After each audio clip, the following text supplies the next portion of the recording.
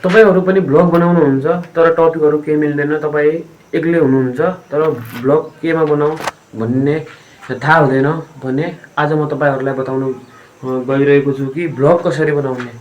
अब एक्लै हुनुहुन्छ तर केही छैन, भ्लग बनाउने मन छ तर कसरी बनाउने आज म बताउँछु।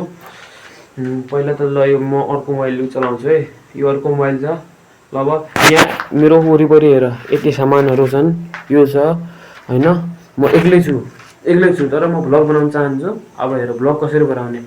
जस्तै अब म भन्छु, हेलो साथीहरु नमस्ते, मेरो नाम राजन, स्वागत छ मेरो नयाँ भ्लगमा भनेर म यसरी भन्छु। नयाँ भ्लगमा अब बताउँछु म। यो इटाहरु आधा फुटेको छ, के राम्रो छ, यो बजरङ्गी इटा हो। तपाई कुन इटा प्रयोग गर्नुहुन्छ घर बनाउँदा मलाई कमेन्टमा गर।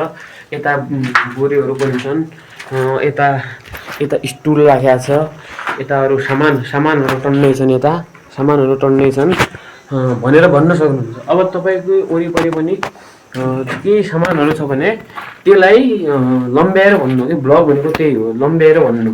अब केही पनि छ भने जस्तो अब यो कट्टा छ, यो सिमेन्टको कट्टा हो, 5-6 दिनसम्म यतै राखेको छ, यो केही बिग्रिने त हैन भनेर यस्तो पनि भ्लग हुने भयो। 10-15 सेकेन्डको भ्लग दामी बन्छ भ्लग।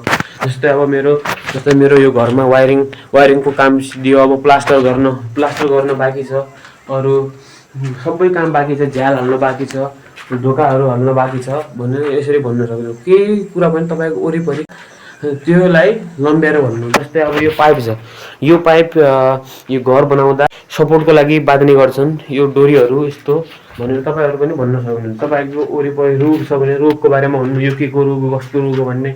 गाडी छ भने गाडीको बारेमा भन्नु, यो यति चल्छ, यति पेट्रोल खान्छ, यति माइलेज दिन्छ, यसरी पनि तपाईहरु भन्न सक्नुहुन्छ। केहीको बारेमा पनि तपाईहरु सजिलै भ्लग बनाउन सक्नुहुन्छ।